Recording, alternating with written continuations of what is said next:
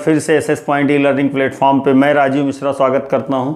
आज मैं आपके लिए लेके आया हूं डायमेंशन एनालिसिस के न्यूमेरिकल, ठीक है ना, विमीय विश्लेषण के आंकिक प्रश्न, ठीक है।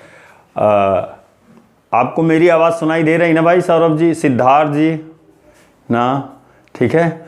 तो चलें भैया स्टार्ट करते हैं आंकिक प्रश्न ना, ठीक है। हाँ हिमांशु जी, ठीक है।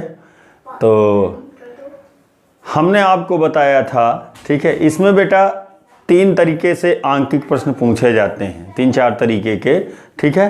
बीमा निकालने के लिए पूछा जाता है कि विमीय सूत्र कैसे निकालते हैं किसी चीज़ का, ठीक है। और विमीय सूत्र के साथ साथ ना किसी चीज़ का विमीय सूत्र कैसे निकालते हैं प्लस, ठीक है, ये हमको ध्यान देना होता है कि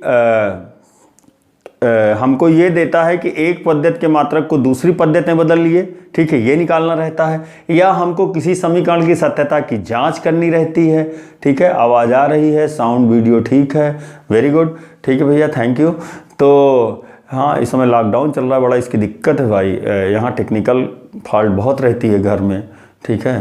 तो कोई चीज़ गड़बड़ा जाए तो उसको सही कैसे कराएं, ठीक। आप दिखाई नहीं दे रहे हैं, हम दिखाई नहीं दे रहे हैं ना, ठीक। कम दिखाई दे रहे होंगे लेकिन दिखाई दे रहे होंगे भाई, हाँ, ठीक है। हेलो,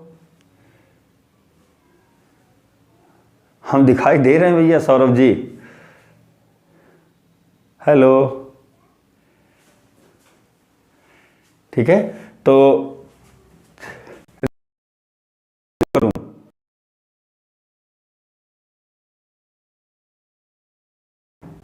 दिख रहे हैं ना, जबरदस्ती का।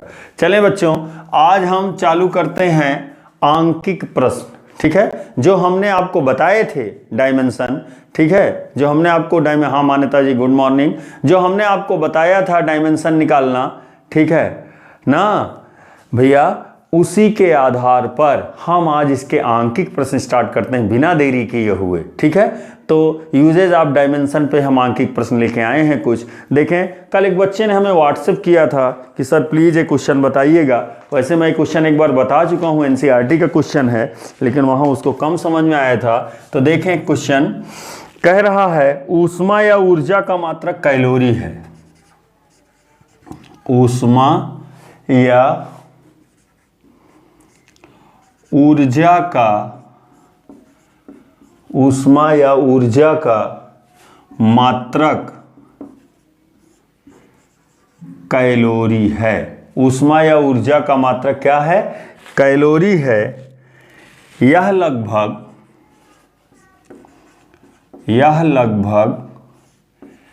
4.2 जूल के बराबर है। यह लगभग 4.2 जूल के बराबर है। और जूल इक्वल टू दिया है मेरे बच्चों 1 किलोग्राम मीटर स्क्वायर सेकेंड की पावर -2 है, ठीक है। दिखाई दे रहा है, joule equal to 1 kilogram metre square second की पावर -2 है। यदि हम मात्रकों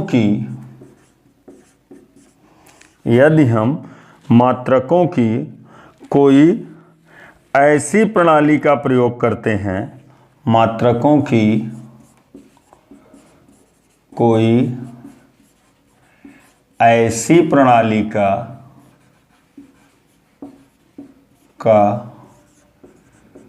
प्रयोग करते हैं, मात्रकों की कोई ऐसी प्रणाली का प्रयोग करते हैं जिसमें द्रव्यमान अल्फा किलोग्राम, जिसमें द्रव्यमान कितना है? अल्फा किलोग्राम, लंबाई का मात्रक बीटा मीटर है, जिसमें, ठीक है, द्रव्यमान का मात्रक, जिसमें द्रव्यमान का मात्रक अल्फा किलोग्राम, कामा लंबाई का मात्रक बीटा मीटर, समझिएगा, तथा समय का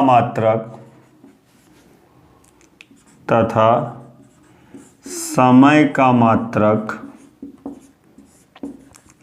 गामा सेकेंड है, तो गामा सेकेंड के बराबर है,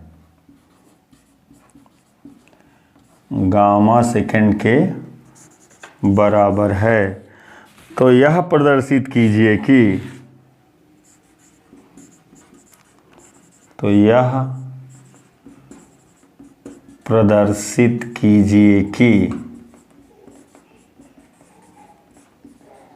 नए मात्रकों के पदों में कैलोरी का परिमाण, सवाल थोड़ा लंबा है मेरे बच्चों, एनसीईआरटी का सवाल है। कैलोरी का परिमाण 4.2 alpha inverse beta inverse beta की पावर -2 गामा स्क्वायर है। देखें भैया, ऊर्जा या ऊष्मा का मात्रक कैलोरी है, यह लगभग 4.2 जूल के बराबर है। जूल इक्वल टू दिया है किलोग्राम मीटर स्क्वायर सेकेंड की पावर -2। यदि हम मात्रकों की कोई ऐसी प्रणाली का प्रयोग करते हैं जिसमें द्रव्यमान का मात्रक अल्फा किलोग्राम, लंबाई का मात्रक बीटा मीटर तथा समय का मात्रक गामा सेकेंड है, तो यह प्रदर्शित कीजिए कि नए मात्रकों के पदों में कैलोरी का परिमाण इतना होगा। फिर से सवाल को पढ़ें, जितना सवाल पढ़ेंगे उतना आएगा। ठीक है, ठीक है। क्या ऊष्मा या ऊर्जा का मात्रक क्या है? कैलोरी है। यानी पहली पद्धति में ऊष्मा या ऊर्जा का मात्रक क्या है मेरे बच्चों? कैलोरी है। यह लगभग 4.2 जूल के बराबर है। या कितने जूल के बराबर है? लगभग 4.2 जूल के बराबर है। और जूल इक्वल टू दिया है 1 किलोग्राम मीटर स्क्वायर सेकेंड की पावर -2। यदि हम मात्रकों की कोई ऐसी प्रणाली का प्रयोग करते हैं जिसमें द्रव्यमान का मात्रक अल्फा किलोग्राम, लंबाई का मात्रक बीटा मीटर और समय का मात्रक गामा सेकेंड के बराबर है, तो यह प्रदर्शित कीजिए कि नए मात्रकों के पदों में कैलोरी का परिमाण इतना होगा। ठीक है, यानी हमें पहला मात्रक क्या दिया है? कैलोरी दिया है। ठीक है, यहां दिखाई दे रहा है कि नहीं? यहां हल देखें बेटा, हल यहां से देखें, हल N1 इक्वल टू 1 कैलोरी है मेरे बच्चों। N1 इक्वल टू कितना है? 1 कैलोरी। यहां कुछ नहीं तो कैलोरी है। और 1 कैलोरी को क्या लिख सकते हो? 4.2 जूल लिख सकते हो। हमने कहा था जो दिया हो पहले उसका हम विमीय सूत्र निकालते हैं, तो यहाँ इसका विमीय सूत्र क्या आएगा? 1 जूल बराबर इतना दिया है, यानी ठीक है, ऊर्जा का विमीय सूत्र। किसका? ऊर्जा का विमीय सूत्र। ऊर्जा एक प्रकार का कार्य है या कार्य एक प्रकार की ऊर्जा है, तो mL2T-2। इतना तो समझदार हो कि ऊर्जा का विमीय सूत्र ये होता है mL2T-2। और यहाँ m की पावर कितनी है बेटा? 1 होगी ना। m की पावर यहाँ 1 है तो 1 होगी। यहाँ l की पावर 2 है तो b का मान है, और ये t की पावर -2 है तो किसका मान है? c का मान है। ठीक है, ये किसका मान है मेरे बच्चों? c का मान है। तो a b c का मान आ गया भैया। ठीक है, कर लेंगे ना। अभी देखें, N2 बराबर N1 M1 अपान M2 की power A, L1 upon L2 की पावर B, T1 अपान T2 की पावर C। ठीक है, हमें ये लिखना होता है सूत्र में, क्योंकि एक पद्धति के मात्रक को दूसरी पद्धति में बदल रहे हैं। हमें N2 की वैल्यू निकालनी है मेरे बच्चों, और N1 का मान कितना है? 4.2। अच्छा, M1 पहली पद्धति में द्रव्यमान M1, ठीक है,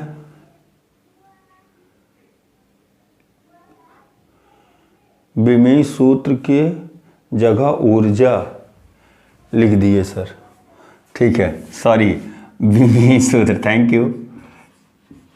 इसका मतलब आप कंसंट्रेट हैं, वेरी गुड, बहुत अच्छा। ऊर्जा का विमीय सूत्र mL2T-2, A का मान 1, ठीक है, B का मान 2 और C का मान -2। तो N2 = N1 M1/M2 की पावर A, ये फार्मूला है ना बेटा, थैंक यू भैया।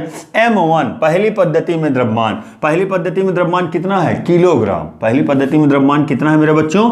किलोग्राम। और दूसरी पद्धति में द्रव्यमान का मात्रक कितना है? अल्फा किलोग्राम, ठीक है। और A की वैल्यू 1। पहली पद्धति में लंबाई किसमें है? मीटर में है। और दूसरी पद्धति में लंबाई किसमें है? बीटा मीटर में है। और B की वैल्यू कितनी है? 2 है मेरे बच्चों। पहली पद्धति में समय का मात्रक किसमें है? सेकंड में। और दूसरी पद्धति में गामा सेकंड में है। और C की वैल्यू -2 है, दिखाई दे रहा है। तो N2 = 4.2, किलोग्राम से किलोग्राम कट गया, मीटर से मीटर कट गया, सेकंड से सेकंड कट गया। ये 1/अल्फा होगा तो ऊपर जाएगा भैया, 1/अल्फा, ये 1/बीटा², और ये 1/गामा की पावर -2। ये जब ऊपर जाएगा मेरे बच्चों तो ये अल्फा इनवर्स बीटा की पावर -2 गामा² हो जाएगा। तो N2 = यही तो लाना था, N2 ना, दूसरी पद्धति का परिणाम इतना होगा। हम उम्मीद करते हैं कि ये बात समझ में आई होगी। किसी को कोई इस पे कन्फ्यूजन है तो तुरंत पूछ सकता है, ठीक है। चलें आगे ना, ठीक है। इसका प्लीज़ स्क्रीनशॉट ले लीजिए या इसको उतार लीजिए जल्दी से, तब तक हम दूसरा क्वेश्चन लेते हैं, ठीक है ना। प्लीज़ उतारें अगर समझ गए हो तो।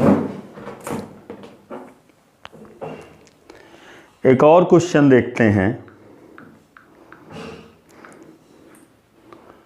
हम, इसमें देख लें इस वाले फ़ोन से कि उसको छूना खतरे से खाली नहीं, वो गड़बड़ है। हाँ नमस्कार रवीन सर।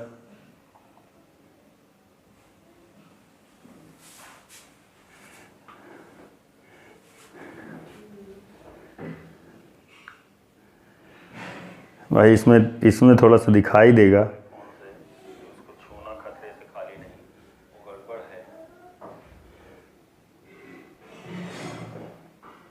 हाँ नमस्कार रवीन सर। ठीक है बच्चों, चलिए अगला क्वेश्चन लेके आते हैं। कहाँ देख रहे हैं सर? इस मोबाइल में देख रहे थे, इसमें कमेंट कम दिखाई देता है, ठीक है। थोड़ा सा गड़बड़ चल रहा है, टेक्निकल फॉल्ट हैं, दूर हो जाएंगी, 2-4 दिन में सब दूर हो जाएगा बच्चों, ठीक है। अभी देखें थोड़ा सा, अगला क्वेश्चन लेते हैं एक ठो और ना, ठीक। पहला वर्ग था, बीमा का पहला काम था क्या? एक पद्धति के मात्रक को दूसरी पद्धति में बदलना, ठीक है। इतने बड़े क्वेश्चन का छोटा आंसर, फिजिक्स में यही होता है सर, बहुत बड़ा बड़ा क्वेश्चन छोटे में आ जाता है उसका आंसर, ठीक है। तो चलें भाई, और बायो में उल्टा होता है इसका, बायो में छोटे छोटे क्वेश्चन के बड़े बड़े आंसर होते हैं, ठीक है। तो समझे भैया। अभी देखें अगला क्वेश्चन, देखें बच्चों, अगला क्वेश्चन तो छोटा है लेकिन आंसर थोड़ा बड़ा हो सकता है, ठीक है। देखें क्वेश्चन ना, ठीक है। आपसे कहे कि बर्फ की गुप्त ऊष्मा 80 कैलोरी प्रति ग्राम है, ठीक है। बर्फ की गुप्त ऊष्मा 80 कैलोरी प्रति ग्राम है। एक क्वेश्चन है, बर्फ की गुप्त ऊष्मा, बर्फ की गुप्त ऊष्मा 80 कैलोरी प्रति ग्राम है, ठीक है। बर्फ की गुप्त ऊष्मा 80 कैलोरी प्रति ग्राम है। इसे जूल प्रति किलोग्राम में बदलो, इसे जूल प्रति किलोग्राम में बदलो। यहां थोड़ा बदल दिया है, दिया है 1 कैलोरी बराबर 4.18 जूल, या 1 कैलोरी बराबर 4.18 जूल। ठीक है ना? ठीक है, आप चाहें तो अपनी सुविधा के लिए यहाँ 4.2 जूल भी लगा सकते हैं, लेकिन एग्जाम क्वेश्चन में ही दिया है तो क्या सुविधा। ठीक है, ठीक। देखें भैया, कह रहा बर्फ की गुप्त ऊष्मा 80 कैलोरी प्रति ग्राम है, इसे जूल प्रति किलोग्राम में बदलो। दिया है 1 कैलोरी बराबर 4.18 जूल। ठीक है, अभी बात को समझें। यहाँ पहले क्या निकालेंगे हिमांशु? पहले क्या निकालेंगे? बर्फ की गुप्त ऊष्मा दी हुई है, बर्फ की गुप्त ऊष्मा दी हुई है 80 कैलोरी प्रति ग्राम। तो बच्चों ये किसका मान है? N1 का मान है। कितना? 80 कैलोरी प्रति ग्राम, 80 कैलोरी प्रति ग्राम। ठीक है, तो ये N1 का मान है। देखना, ये थोड़ा अलग टाइप का सवाल है। 80 कैलोरी प्रति ग्राम, ये N1 का मान है ना? ठीक है, तो इतना रख देंगे। अब कैलोरी को हम जब जूल में कन्वर्ट करेंगे तो 4.18 से गुणा करेंगे कि नहीं, तो ये जूल प्रति ग्राम आ जाएगा, आएगा। हमें इसे जूल प्रति किलोग्राम में चेंज करना है। ये दूसरी पद्धति है और ये पहली पद्धति है। एक बात ध्यान से देखिए भैया, यहाँ जूल दिया गया है और यहाँ ग्राम दिया गया है। ठीक है, आप जानते हैं कि कार्य का MKS पद्धति में या ऊर्जा का MKS पद्धति में, SI पद्धति में मात्रक जूल होता है। ठीक है, और CGS में अर्ग होता है। तो यहाँ ये ग्राम में है तो इसको मुझे अर्ग में कन्वर्ट करना होगा। तो इसको हम बदल देंगे 80 गुणे 4.18 गुणे 10 की घात 7 अर्ग प्रति ग्राम। क्यों? क्योंकि 1 जूल में कितना अर्ग होता है? 10 की घात 7 अर्ग होता है। ठीक है, तो अब ये सवाल थोड़ा सीधा सीधा बन गया। बात को ध्यान दो, बर्फ की गुप्त ऊष्मा 80 कैलोरी प्रति ग्राम थी, इसे जूल प्रति किलोग्राम में बदलना था। तो ये सवाल अब थोड़ा सीधा सीधा बन गया। क्या? कि N1 बराबर 80 कैलोरी प्रति ग्राम, तो कैलोरी को हमने जूल में बदल लिया, जूल को हमने किस में बदल दिया? अर्ग में। तो ये सीधा सीधा CGS आ गया कि नहीं? ये CGS हो गया N1। N माने आंकिक मान, 1 माने पहली पद्धति में। पहली पद्धति में आंकिक मान किसमें दिया है? CGS में। किसमें है? CGS में ना। और इसको बदलना किसमें है? जूल प्रति किलोग्राम, यानी किसमें? MKS में बदलना है। ठीक है, तो हम फार्मूला क्या लगा देंगे? N2 = N1 M1 अपान M2 की power A, L1 upon L2 की पावर B, T1 अपान T2 की पावर C। लेकिन हमें ABC चाहिए, और ABC कब आएगा? जब हम विमीय सूत्र निकालेंगे। और विमीय सूत्र हम किसका निकालेंगे बच्चों? बताइए, किसका विमीय सूत्र निकालेंगे? गुप्त ऊष्मा का। किसका? गुप्त ऊष्मा का विमीय सूत्र। हमने आपको फार्मूला बताया था गुप्त ऊष्मा का, Q बराबर M × L बताया था ना, याद करो। Q बराबर M × L, जहां Q क्या है? ऊष्मा है, और L क्या है? गुप्त ऊष्मा है। तो L बराबर Q/m, और Q का विमीय सूत्र mL2T-2, एक प्रकार की ऊर्जा है Q ना, तेज तो नहीं है। Q बराबर M × L, और L = Q/m। Q क्या है? mL2T-2, और ये M से M कट गया तो कितना आ गया भैया? m की पावर 0 L2T-2, यही तो आएगा। Q = M × L, L = Q/m। Saurabh, तो mL2T-2, m से m कट गया तो L2T-2, तो यहाँ कितना आ जाएगा ना? m की पावर 0। ठीक है, गुप्त ऊष्मा का विमीय सूत्र दिखाई दे रहा है ना भैया? गुप्त ऊष्मा का विमीय सूत्र कितना हो जाएगा? m की पावर 0 L2T-2, m की पावर 0 L2T-2। अब या तो A बराबर कितना हुआ? 0, B बराबर 2 और C बराबर -2। हुआ कि नहीं? A बराबर 0, B बराबर 2 और C बराबर -2। तो बाबू फार्मूला लगा देंगे क्या? N2 बराबर N1 M1 अपान M2 की power A, L1 upon L2 की पावर B, T1 अपान T2 की पावर C, ठीक है। तो N2 बराबर N1, N1 की वैल्यू कितना है 80। फिजिक्स पढ़ते समय बहुत सीरियस नहीं रहेंगे, थोड़ा सा लाइट मूड में रहेंगे, न्यूमेरिकल लगाते समय ना, सब सीखा है। 0 L1 पहली पद्धति में लंबाई का मात्रक किस में है सेंटीमीटर में, CGS है ना, तो पहली पद्धति में लंबाई किस में है सेंटीमीटर में, और दूसरी पद्धति में लंबाई किस में है मीटर में, और b की वैल्यू कितना है 2। पहली पद्धति में समय किस में है सेकंड में, और दूसरी पद्धति में समय किस में है इसमें भी सेकंड में, इसकी पावर -2। बात समझ गए। तो N2 इक्वल टू इसका मल्टीप्लाई कर लीजिए बच्चों, तो जब इसका मल्टीप्लाई करेंगे तो कितना आ जाएगा ना, 0 बढ़ा दिया 8 × 64 हासिल है 1, 8 का नाम 8 × 6 14, 8 चौक 32, 1 33, ठीक, कई अंक पे दशमलव है 2 अंक पे, गुणे 10 की घात 7। M1 अपान M2 की पावर 0 का मान 1 आ जाएगा, M1 अपान M2 की पावर 0 का मान 1।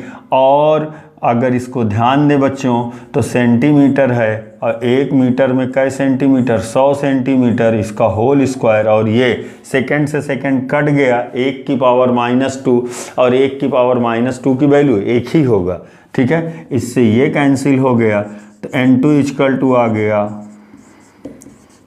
10 की घात 7, और देखें तो ये 10 की घात 4 होगा कि नहीं होगा। 10 की घात 4 ऊपर जाएगा तो 10 की घात 3 बचेगा, तो N2 इक्वल टू आ जाएगा 334.40 गुणे 10 की घात 3, ठीक है। और ये क्या जूल प्रति किलोग्राम। और सॉल्व कर सकते हैं इसको, यहाँ पर क्या लिख सकते हैं N2 इक्वल टू 3.34 गुणे 10 की घात 5 जूल प्रति किलोग्राम, ठीक है, जूल प्रति किलोग्राम ना। तो प्लीज़ इसको करने का प्रयास करिएगा, ठीक है ना।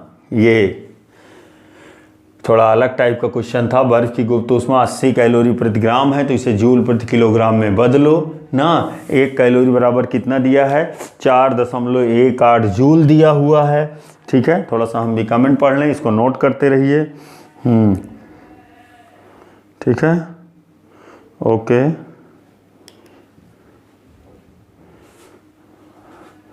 ठीक भाई। एक और बार,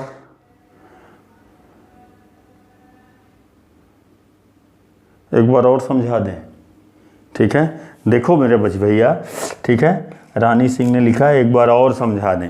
देखें बेटा, बर्फ की गुप्त ऊष्मा 80 कैलोरी प्रति ग्राम है। बर्फ की गुप्त ऊष्मा कितना है 80 कैलोरी प्रति ग्राम है, इसे जूल प्रति किलोग्राम में बदलना है। तो मेरे बच्चों, ठीक है, हमने आपको बताया था कि एक पद्धति को दूसरी पद्धति में बदलने का सूत्र N2 बराबर N1, M1 अपान M2 की power A, L1 upon L2 की पावर B और T1 अपान T2 की पावर C, ये होता है सूत्र, ठीक है। N1 क्या है पहली पद्धति में आंकिक मान।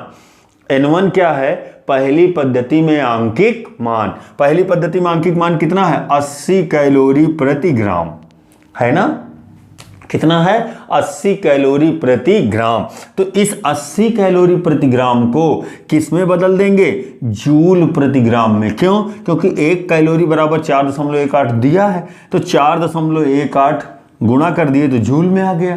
अब बेटा ये जूल में है लेकिन ये किस में है ग्राम में है ना, और हमें बीमा विधि से बदलना है इसको जूल प्रति किलोग्राम में, नहीं तो यहीं हम इसको जो है किलोग्राम बना लेते ना, लेकिन हमें किस में बदलना है बीमा विधि से। तो जूल को हम किस में बदल लिए अर्घ में। क्यों?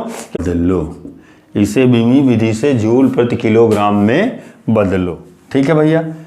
तो इसको बदलिएगा और क्या दिया है 1 कैलोरी बराबर 4.2 जूल या 4.18 जूल, ठीक है। अलग अलग जगह अलग अलग दिया रहता है, जहाँ जैसे दिया रहे, ठीक है। तो एकदम वैसे ही करना है, करिएगा इसको, ठीक है। आपके बुक का बहुत मशहूर सा सवाल है, ठीक है, ढूंढिएगा, है ना, ठीक। तो चलें आगे मेरे बच्चों, कुछ अलग टाइप के सवाल करते हैं, ठीक है। तो एक पद्धति के मात्रक को दूसरी पद्धति में बदलने पर बहुत ज़्यादा लगभग सवाल हो गए हैं, काफ़ी कुछ सवाल कर लिया आपने, ठीक है। एक आध सवाल और था इसका, लेकिन हाँ एक सवाल और ले लेते हैं। एक बच्चे ने कल पूछा था इसको ना, ठीक है, श्यानता गुणांक का, ठीक है, थोड़ा सा अलग क्वेश्चन है उसी टाइप का, टाइप वही लगेगा लेकिन थोड़ा सा क्वेश्चन अलग था, तो बच्चे डर जाते हैं ना। देखें, मिटाएं इसको, ठीक है, आप प्लीज इसको लगाइएगा। श्यानता गुणांक क्या कह रहा है? श्यानता गुणांक का सीजीएस मात्रक पॉइज है। श्यानता गुणांक का सीजीएस मात्रक क्या है? पॉइज है। श्यानता गुणांक का क्वेश्चन देखें, क्वेश्चन को पकड़िएगा। श्यानता गुणांक का, श्यानता गुणांक का सीजीएस मात्रक पॉइज है। वैसे भी जिनको सवाल नहीं आते व्हाट्सएप पे पूछ सकते हैं, कोई ज़रूर नहीं कि आप क्लास का इंतजार करें। पॉइज है, श्यानता गुणांक का सीजीएस मात्रक क्या है? पॉइज है। और आपको बता दें बेटा, पॉइज को पीए से लिखते हैं, पीए, कैपिटल पी स्मॉल ए, पॉइज है, ठीक है। श्यानता गुणांक का सीजीएस मात्रक पॉइज है तथा एसआई मात्रक, एसआई मात्रक पॉइजली है। एसआई मात्रक क्या है? पॉइजली है, ठीक है। तो पॉइज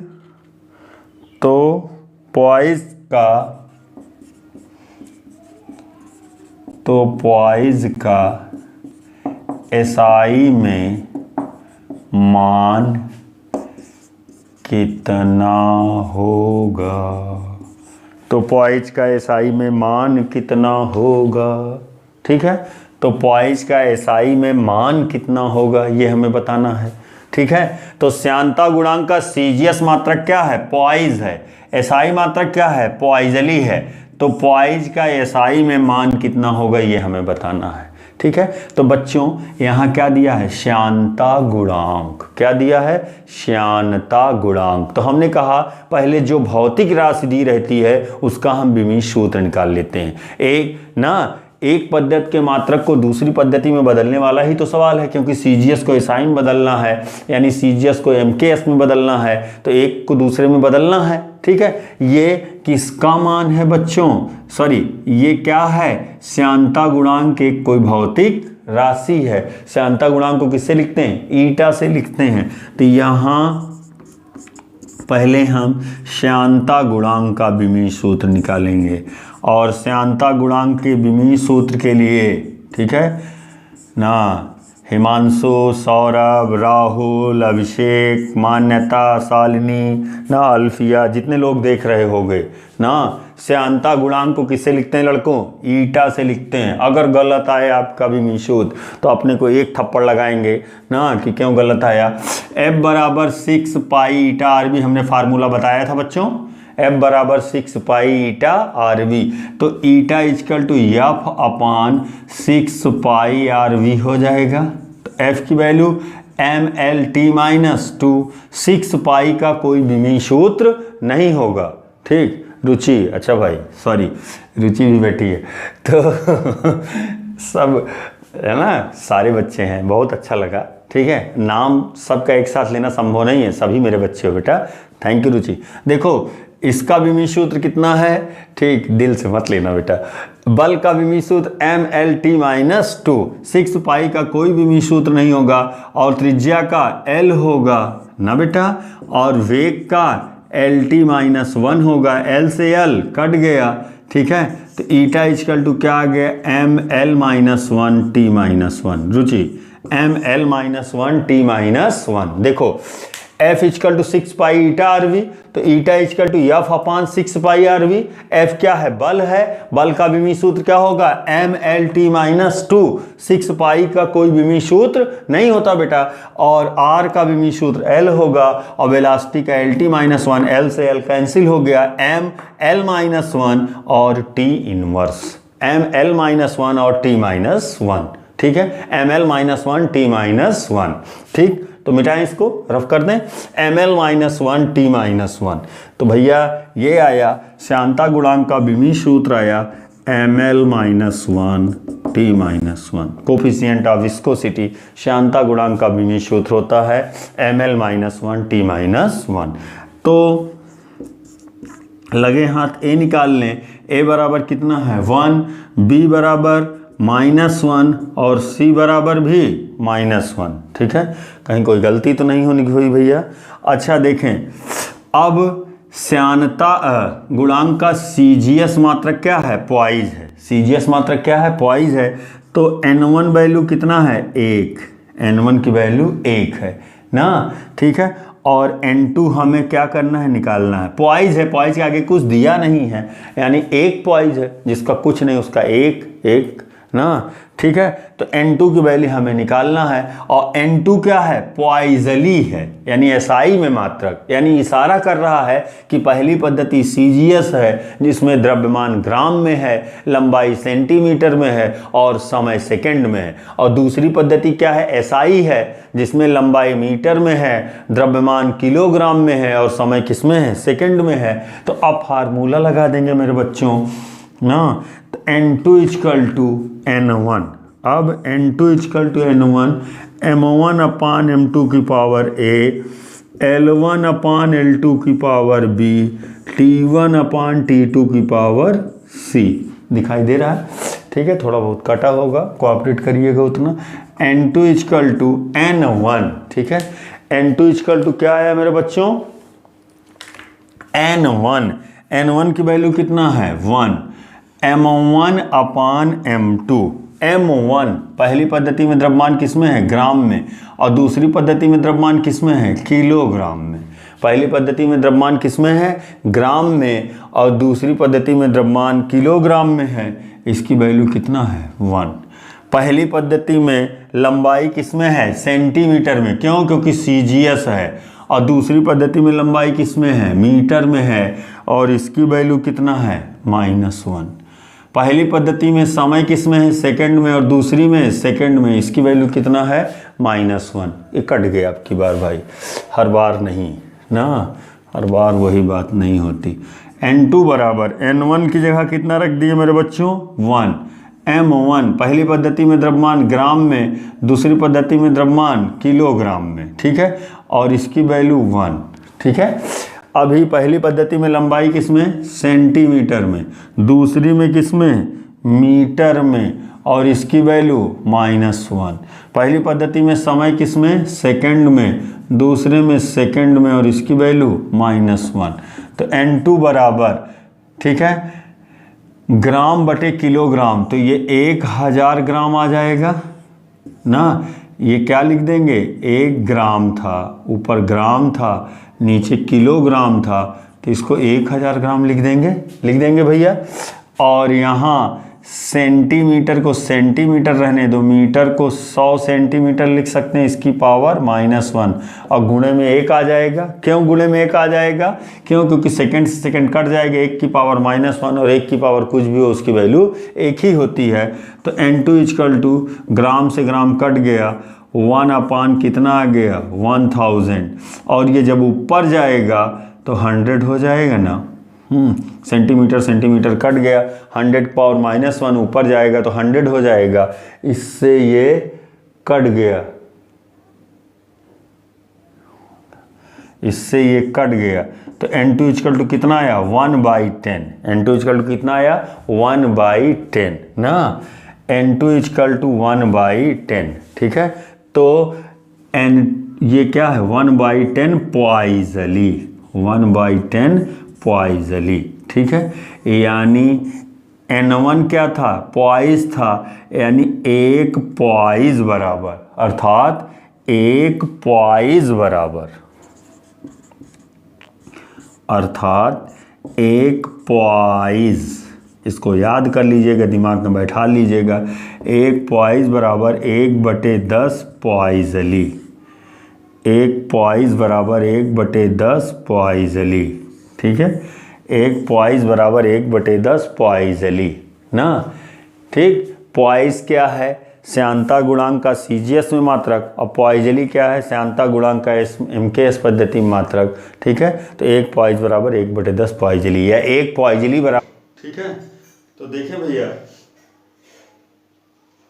ना, ठीक, P plus A upon V square into V minus B बराबर आर टी में ए और बी का विमीय सूत्र हम लोग निकाल लिए। ठीक है, कभी कभी उसमें कहता है कि ए बटे बी का मात्रक बताओ, तो ए का विमीय सूत्र निकाले हैं, बी का विमीय सूत्र निकाले हैं, दोनों को डिवाइड कर देंगे तो मात्रक आ जाएगा। ठीक है, आइए एक सवाल और लेते हैं इसी टाइप का। ठीक है, कि अगर किसी तरंग का, ठीक है, एक तरंग है उसका समीकरण y बराबर, ठीक है, क्वेश्चन देखें, क्वेश्चन को देखें कि एक तरंग का समीकरण, एक तरंग का समीकरण y बराबर a sine at minus B X plus C है। एक तरंग का समीकरण y बराबर a साइन, ठीक है, at minus B X plus C है। तो जहां a comma b comma c नियतांक हैं, तो a b c का विमीय सूत्र क्या होगा? ABC का विमीय सूत्र क्या होगा? ठीक है, तो देखें y बराबर a sine at minus B X plus C ये दिया है। ठीक है बच्चों, हमने आपको बताया था कि कोण की कोई विमा नहीं होती, कोण का विमीय सूत्र नहीं होता। कोण बराबर 4 बटे त्रिज्या ना, साइन थीटा कास थीटा, ठीक, ए की power x log x a की पावर x, इन सब का कोई विमीय सूत्र नहीं होता है। ठीक है, तो यहाँ साइन थीटा है ना, ये थीटा है, तो इसका कोई विमीय सूत्र नहीं होगा। तो यहाँ बात को समझिएगा, किसी तरंग का समीकरण y बराबर a साइन इतना दिया है। ठीक है, ये तरंग का कैसा समीकरण है? विस्थापन समीकरण है। कैसा समीकरण है? किसी तरंग का विस्थापन समीकरण y बराबर a sine at minus B X plus C दिया हुआ है, जहां a b c नियतांक है, तो हमें a b c की विमाएं निकालनी है। तो देखें यहाँ कोण की कोई विमा नहीं होती, तो यह हो जाएगा at minus B X plus C बराबर क्या, इसका विमीय सूत्र बराबर क्या आ जाएगा? m की पावर 0 l की पावर 0 t की पावर 0। इतना हो जाएगा कि नहीं? ठीक है, at minus B X plus C का विमीय सूत्र बराबर कितना आ जाएगा? m की पावर 0 ना, at minus B X plus C का विमीय सूत्र बराबर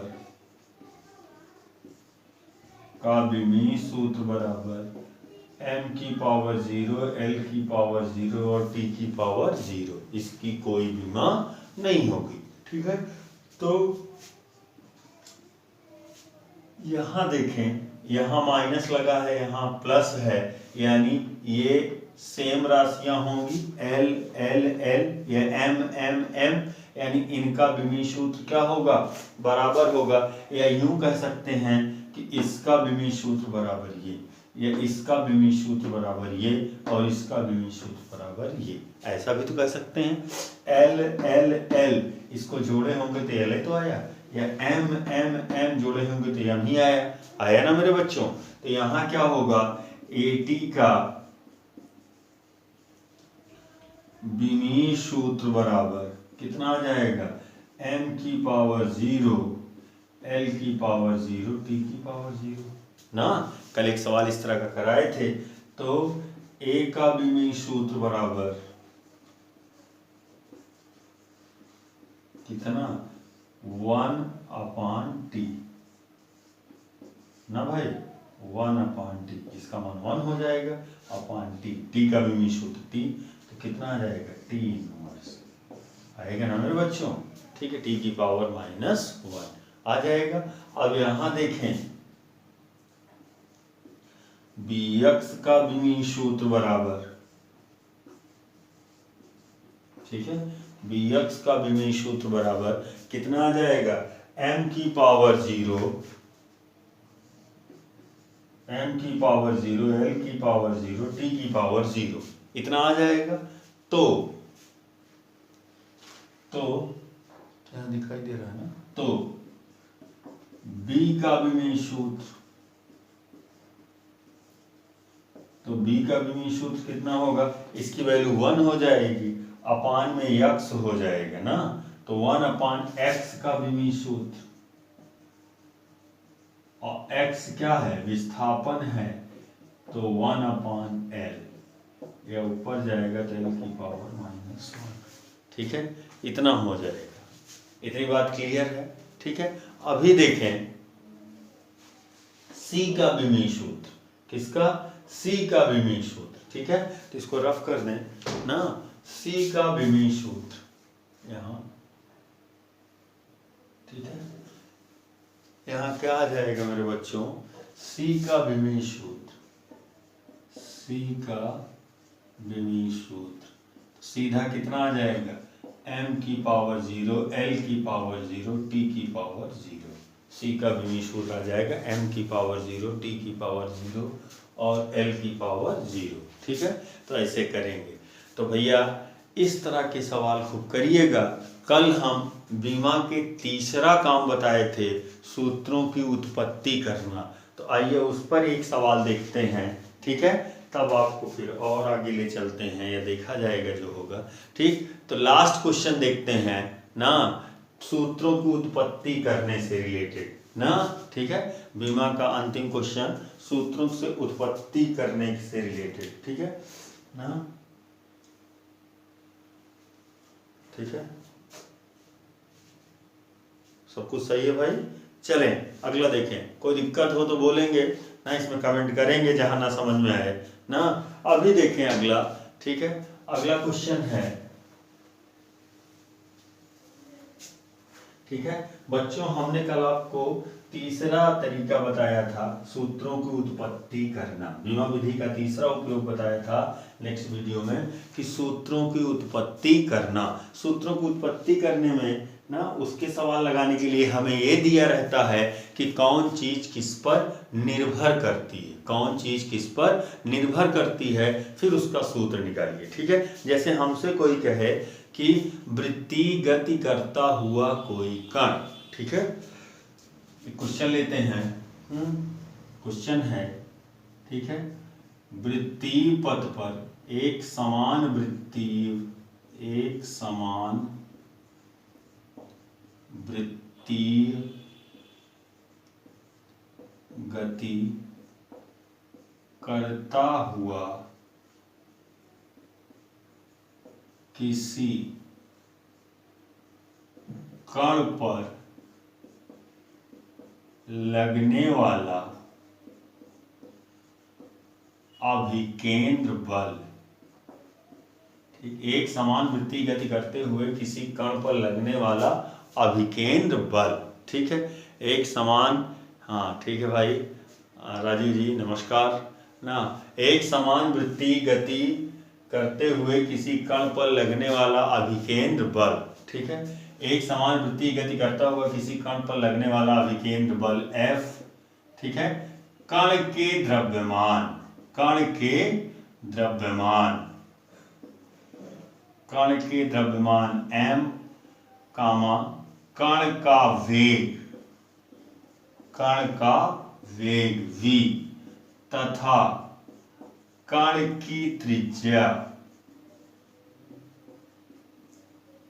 स्मॉल r पर निर्भर करता है, पर निर्भर करता है। तो अभिकेंद्र बल के लिए बीमी विधि से सूत्र स्थापित करो, ठीक है, कह रहा है एक समान वृत्तीय गति करता हुआ किसी कण पर लगने वाला अभिकेंद्र बल F, कण के द्रव्यमान m, कण का वेग v तथा कण की त्रिज्या r पर निर्भर करता है। तो अभिकेंद्र बल के लिए स्थापित करो, ठीक है। तो इसका हल देखें कैसे करेंगे मेरे बच्चों। ठीक है, हमने आपको बताया था कि जब कोई हमको सवाल में क्या दिया रहेगा कि कोई चीज किस पर निर्भर करती है। जैसे कल हम लोग एक सवाल देखे थे कि किसी सरल लोलक का आवर्तकाल, लोलक के द्रव्यमान m ना, गोलक की लंबाई l, ठीक है, गोलक के द्रव्यमान m और लोलक की लंबाई l और गुरुत्वीय त्वरण g पर निर्भर करती है। गुरुत्वीय त्वरण g पर निर्भर करती है, ये हमको दिया रहता है ना कि कौन किस पर निर्भर करता है। जिस पर निर्भर करता है उसके हम क्या मान लेते हैं ना, उसकी पावर एक्स वाई जेड या ए बी सी करके अनुक्रमानुपाती मान लेते हैं। तो देखें बच्चों, यहाँ कह रहा है एक समान वृत्ति गति करता हुआ कोई कण ना, किसी कण पर लगने वाला अभिकेंद्र बल F, अभिकेंद्र बल F द्रव्यमान m, वेग v और त्रिज्या r पर निर्भर कर रहा है। यानी कौन किस पर निर्भर कर रहा है, बल निर्भर कर रहा है। किस पर, कण के द्रव्यमान पर, वेग पर और त्रिज्या पर निर्भर कर रहा है। तो यहां मान लेंगे, माना कण पर लगने वाला, कण पर लगने वाला अभिकेंद्र बल F, माना कण पर लगने वाला अभिकेंद्र बल F कण के द्रव्यमान m की पावर a, ठीक है। कौन निर्भर कर रहा है, F किस पर निर्भर कर रहा है, m, v और r पर। तो कण के द्रव्यमान m की पावर a तथा कण का वेग v की पावर v एवं कण की त्रिज्या r की पावर c के अनुक्रमानुपाती है,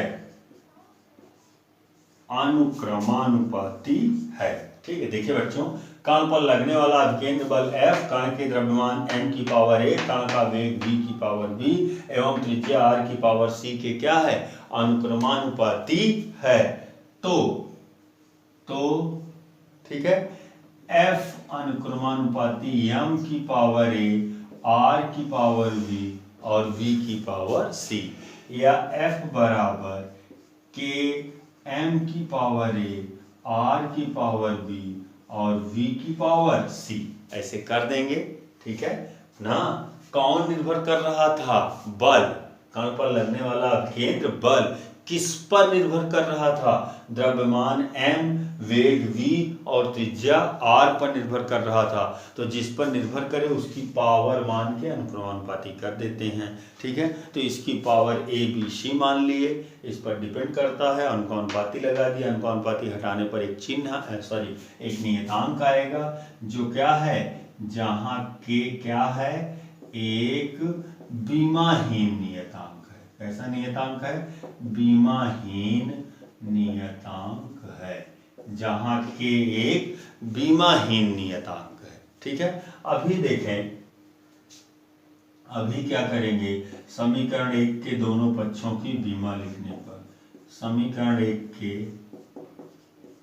दोनों पक्षों की विमा लिखने पर, तो लिख दो भाई ना। तो बल का विमीय सूत्र क्या होगा मेरे बच्चों, mLT-2, ठीक है, दिखाई दे रहा है। और यहाँ k का कोई विमीय सूत्र नहीं होगा, द्रव्यमान का m की पावर a, r का त्रिज्या का b ना, त्रिज्या का l हो जाएगा, l की पावर b और वेलोसिटी का LT-1 की पावर c। ठीक है, इतना आएगा। देखें भैया, k विमाहीन नियतांक है, इसकी कोई विमा होगी नहीं। द्रव्यमान का विमा m, त्रिज्या का l और वेलोसिटी का LT-1।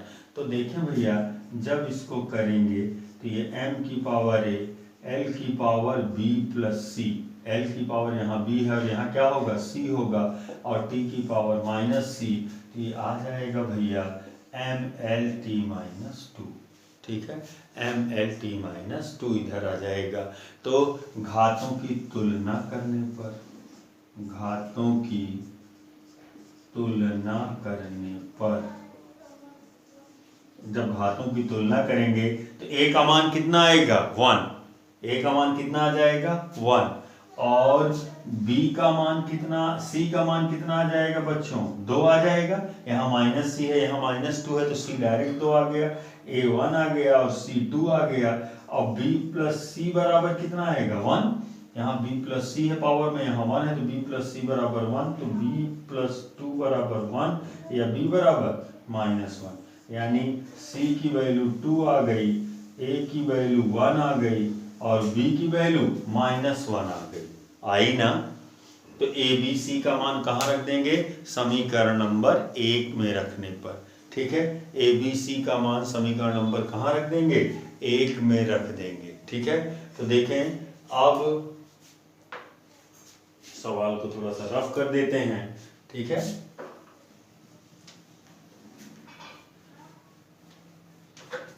देखें अब समीकरण 1 में a, b तथा c का मान रखने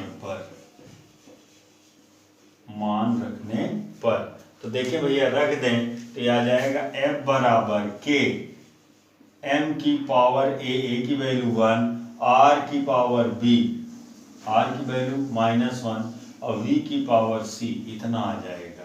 तो f equal to k m की पावर 1 r की पावर -1, या f बराबर k mb² अपान r, f बराबर आ जाएगा k mb² अपान r। ठीक है, लेकिन बच्चों हमने कल आपको बताया था कि ये k क्या है, एक नियतांक है, तो इसका मान अलग अलग जगह अलग अलग रहता है।